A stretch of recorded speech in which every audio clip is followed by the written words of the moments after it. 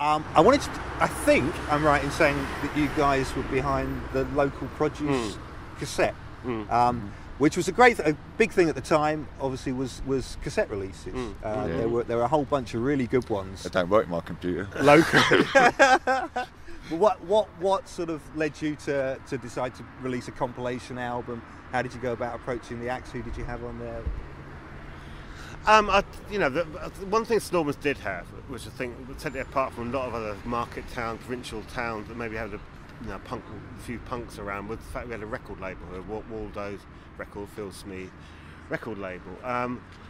Not everyone could get on that, but it was inspirational in a way. That may have been inspirational in a way for putting our own cassette together. And at the time, Enemy had a little column about people making Music Express making cassettes. Was that something that seemed to be doable, and we thought we'd get on and do it really. And we had a lot of the people who were on board. Some of the people on board actually contributed to local produce. Pig did a couple of tracks. It was funny because you can see it as being in competition to Phil Smead. It wasn't. There was a determination that DIY music can go somewhere.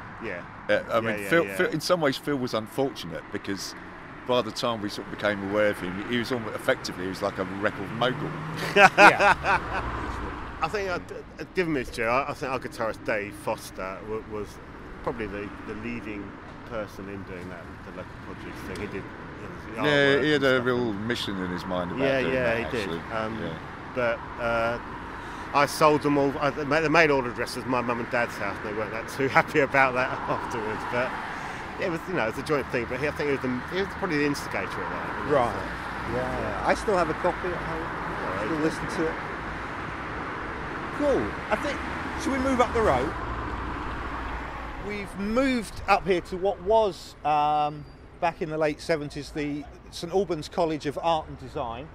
And in a way, this was kind of where it started for St Albans, because this door that you can see behind me, in November of 1975, a band called the Sex Pistols arrived and played their second ever gig, just literally very shortly after the sort of famous gig at St Martin's in London. They came down unannounced, they weren't booked. They arrived, pretended to be the support band, blagged their way onto the bill, and played in this room right behind us. There was a girl who was at college at the time, Shan, and she was so impressed she then booked them for another couple of shows in 1976, which are the ones which sort of often show up on the official biography. But also Shan booked the second ever gig by the Damned in the same building here. So really quite a sort of amazing little piece of history. Were you aware of that kind of thing had been going on in St Albans? I was aware. For me, funny thing, I was with punk. I was initially repulsed by it. Right. And then it just twigged that what's happening was all my middle class sensibilities were being challenged, and eventually I began to understand what it was all about. Yeah.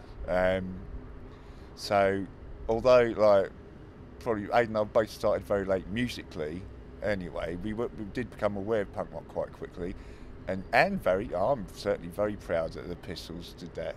I think it's bloody brilliant. Yeah, me too. But you've got to remember that in 1975, 76, we were like 13 and 14. We were tiny little well, kids. absolutely. Yeah. Did Tracy go to art college? No, Tracy didn't.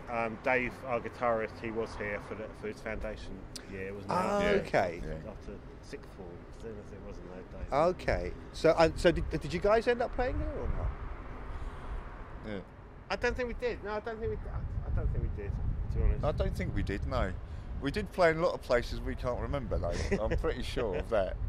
But we didn't do it. I think we were quite proud to have been, I'm not saying underground band, but just the chance, underground, like hidden away in a basement. But to play at all was a wonderful privilege. Yeah. Yes, I mean, it's always great, I'm sure it's always great to be 16, but I think even at the time we were quite conscious that it was like a special time to be that. It was a That particularly young, you know, and a lot of punk was about being that young as well. I mean, I remember that the guitar player, the Damned, was like in his 20s, and that was seen his pilloried as being a really boring old git. Fart, really, yeah. Brian Saga James, magazine he's used to 23, be. and possibly old, but you know. But I think that is true. I mean, I think most of the people we knew in bands around here felt the same thing, that there was something new happening. You weren't picking up a guitar to replicate Led Zeppelin heavy rock solos.